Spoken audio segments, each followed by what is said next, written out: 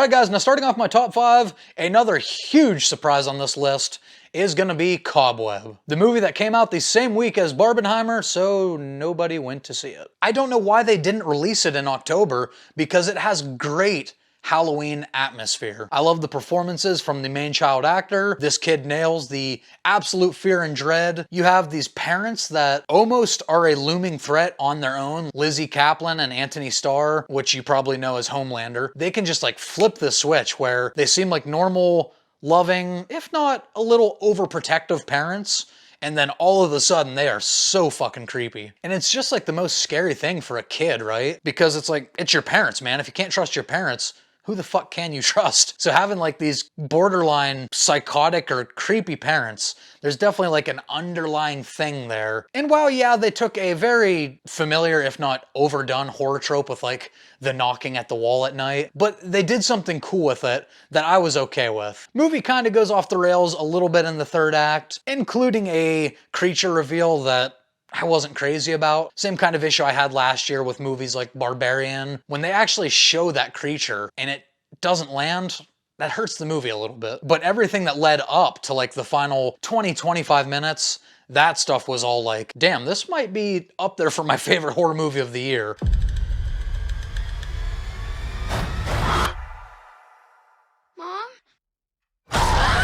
All right, but now for my number 4, and this is probably gonna piss off both sides.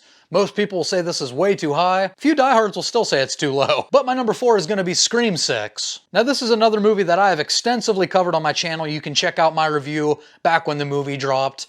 And to me, this was a definite improvement on Scream 5. I think most of the characters were done better. They were fleshed out more. I think Melissa Barrera gives a much better performance here. Like, I don't know what happened between these two movies, but if you're a Dragon Ball Z fan, it's like she was training in 50 times Earth's gravity because she turned her shit around. I'm on board for Team Core 4, you know, I like all those characters.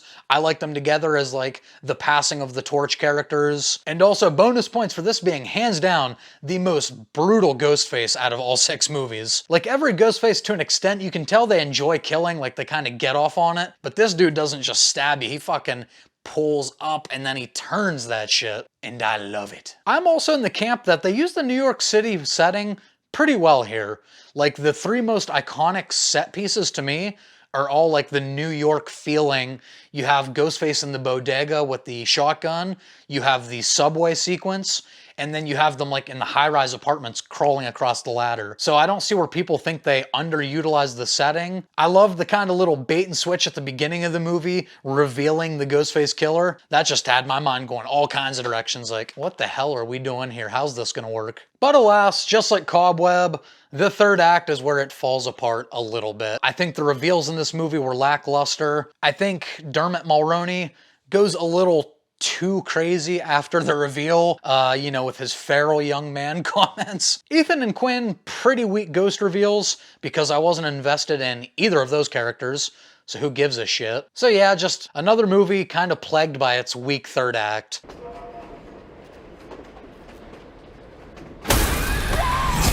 All right, guys, now we are into the top 3. So we're getting to the big guns here. A couple of these were from my December horror movie cram, including my number 3 pick, the Alien Invasion movie from a few months back, No One Will Save You. Now, full disclosure, I am a sucker for both the Alien Invasion and home invasion subgenre of films, so this was kind of right down my wheelhouse. I'm actually surprised it took me this long to watch it. Now, Caitlin Dever is our lead here, and she was in like 97% of this movie, so she had to give a great performance, and she absolutely knocked it out of the park. And what's most impressive about that, if you haven't seen the movie, there's no dialogue here. There's like 10 words in this movie, maybe less. So the fact that this movie made us care about this character, get emotionally invested through her flashbacks, see the trauma that she's dealing with, see how she's being alienated from her city. The fact that they can pull all that off and get us attached to her with her literally saying nothing. Just the sound design, the atmosphere, the set pieces, the alien invasion, her performance.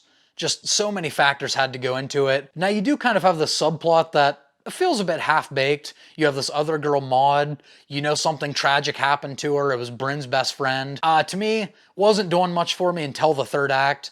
And the way that gets explained, the way that's incorporated, I thought they stuck the landing. So guys, what I'm trying to say in a very long-winded way, if you like alien invasion movies, yo.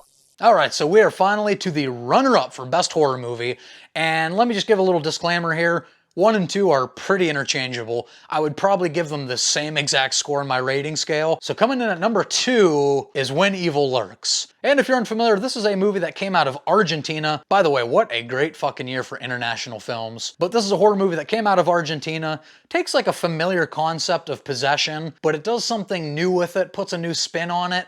Much like my number 1 movie, but it does something with like the rotten and the source of the power. And this movie also has hands down the most disturbing imagery of the entire year. Like if you made one of those Watch Mojo 10 most shocking movie moments of 2023, this movie deserves like 3 or 4 of those spots because they just fucking hit you out of nowhere. Like seemingly nothing is happening and then just whap. Are you okay?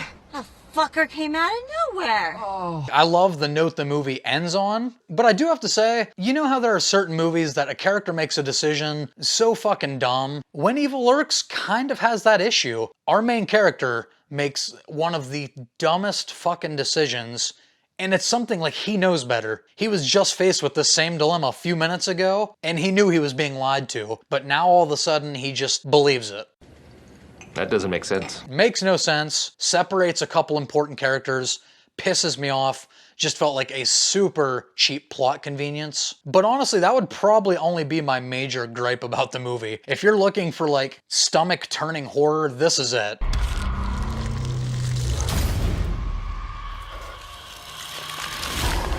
Alright guys, we're finally to number 1.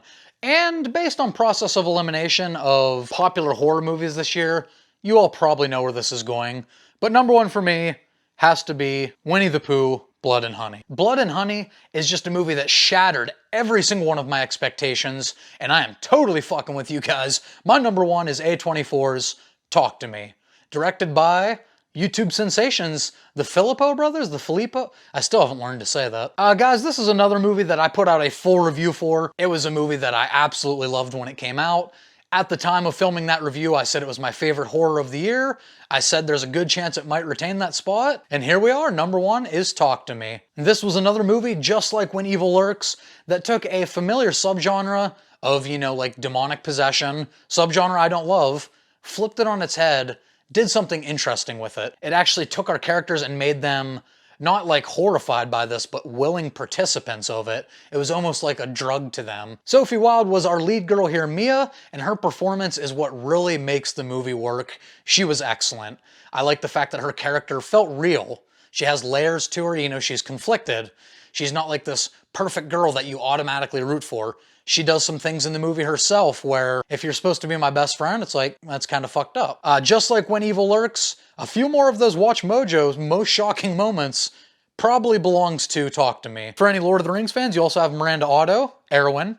She gives a great performance here as the mother. I think something that really helps elevate this movie's story is the dynamic of Mia essentially being like the adopted daughter. Everybody had a friendship like this when you're kids. Either it was your house or it was their house, but you were so close with somebody that you were practically family. That really helped in this movie because when there is a divide, you really feel the impact of that moment. Like Mia, it feels like she's losing one of the last remnants of family, and that does help you sympathize with her character. I don't really have any glaring issues with the film. If they go the prequel route, they set up a great like pre-title card party scene in this movie. I could definitely see that being explored, but this movie began strong, and it ended strong. It's one of those endings that just so unsettling. And it's one of the reasons I just kind of had to sit in my seat with the credits rolling like, what the fuck just happened? Talk to me.